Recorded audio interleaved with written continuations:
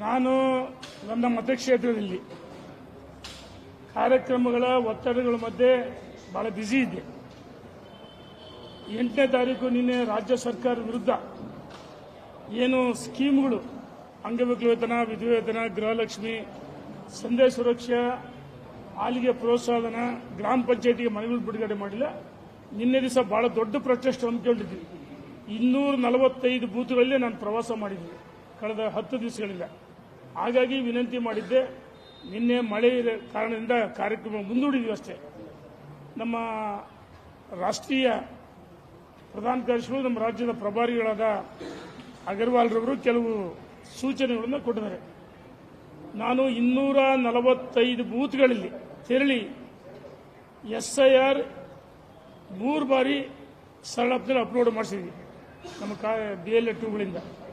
ಪ್ರತಿ booth wise ಪ್ರವಾಸ ಮಾಡಿದಿರಿ ಮತ್ತು ಅಭಿಪ್ರಾಯಗಳನ್ನು ಸಂಗ್ರಹ ಮಾಡಿದಿರಿ.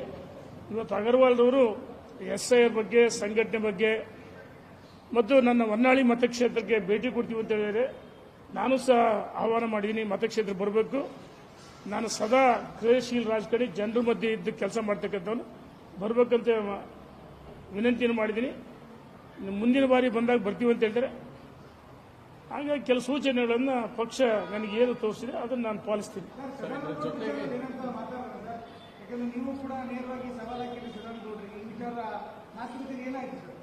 ಸದಾನಂದಗೌಡರ ಬಗ್ಗೆ ಹಿರಿಯರು ನಾನು ಮಾತಾಡೇ ಅಲ್ಲಲ್ಲ. ನನ್ನ ವಿತ್ ವಿಡಿಯೋ ಡಾಕ್ಯುಮೆಂಟ್ಸ್ ಇದೆ, ವಿತ್ ಡಾಕ್ಯುಮೆಂಟ್ಸ್ ಇದೆ. ಸದಾನಂದಗೌಡರು ಹಿರಿಯರು, ಅವರು ಮಾಧ್ಯಮದಲ್ಲಿ ಮಾತಾಡಿದ್ದನ್ನು ನಾನು ಕೇಳಿಲ್ಲ, ನೋಡಿಲ್ಲ. ಸದಾನಂದಗೌಡರ ಬಗ್ಗೆ ಮಾತಾಡೇ ಇಲ್ಲ. ಮಾಧ್ಯಮ ಇದು ವಿತ್ ರೆಕಾರ್ಡ್ಸ್ ಇದೆ, ಅಂತಕ್ಕೆ ಮೀಡಿಯಾ ರೆಕಾರ್ಡ್ಸ್ ಇದೆ. ನಾನು ಮಾತಾಡೋದು ವಿತ್ ಬೈಟ್ ಇದೆ. ನಾನು ಎಲ್ಲೂ ಮಾತಾಡಿಲ್ಲ ಸದಾನಂದಗೌಡರ ವಿರುದ್ಧ. ಇದನ್ನು ಆರ್ಕೆ ಉತ್ತರ ಅಲ್ಲ ಅಥವಾ ಬೇರೆ ಯಾವುದೂ ಇಲ್ಲ. ನನ್ನ ವಿತ್ ಡಾಕ್ಯುಮೆಂಟ್ಸ್ ಇದೆ. ನಾನು ಏನೂ ಮಾತಾಡಿಲ್ಲ ಸದಾನಂದ ವಿರುದ್ಧ.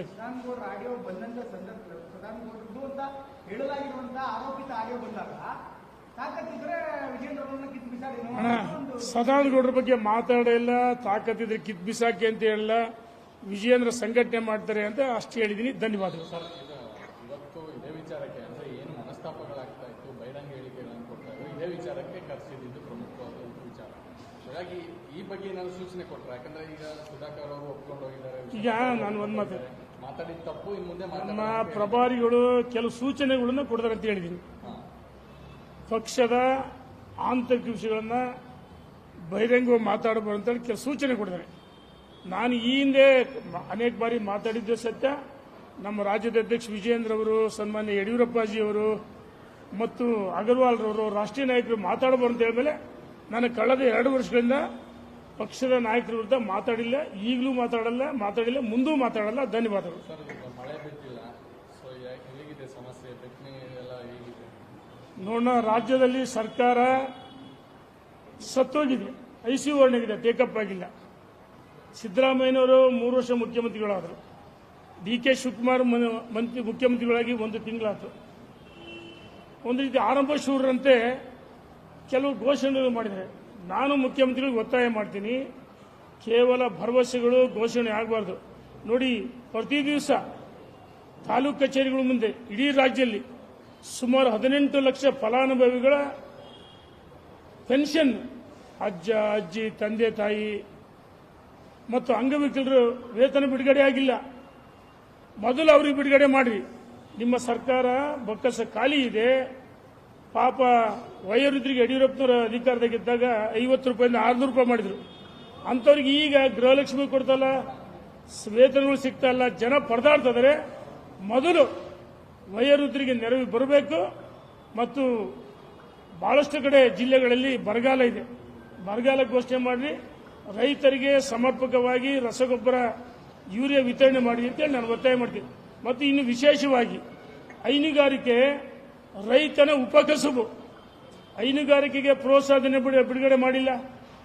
ಈ ಸರ್ಕಾರ ಅಧಿಕಾರಕ್ಕೆ ಬಂದಾಗಿಂದ ಒಂದೇ ಒಂದು ಮನೆ, 3 ವರ್ಷ ಆಯಿತು, ಒಂದು ಮನೆ ಬಿಡುಗಡೆ ಮಾಡಿಲ್ಲ. ಅದೇ ನಮ್ಮ ಸರ್ಕಾರ ಇದ್ದಾಗ ಅತಿವೃಷ್ಟಿಯಲ್ಲಿ ಮನೆಯನ್ನು ಕಳ್ಕೊಂಡಂತವ್ರು ಯಡಿಯೂರಪ್ಪನವರು 5 ಲಕ್ಷ 3 ಲಕ್ಷ ಮನೆ ಕೊಟ್ಟರು. ನನ್ನ ಕ್ಷೇತ್ರದಲ್ಲಿ 5,000 ಮನೆಗಳು ಕೊಟ್ಟಿವಿ. ಸುಮಾರು 200 ಕೋಟಿ ಹಣ ಬಿಡುಗಡೆ ಮಾಡಿಸಿದ್ವಿ.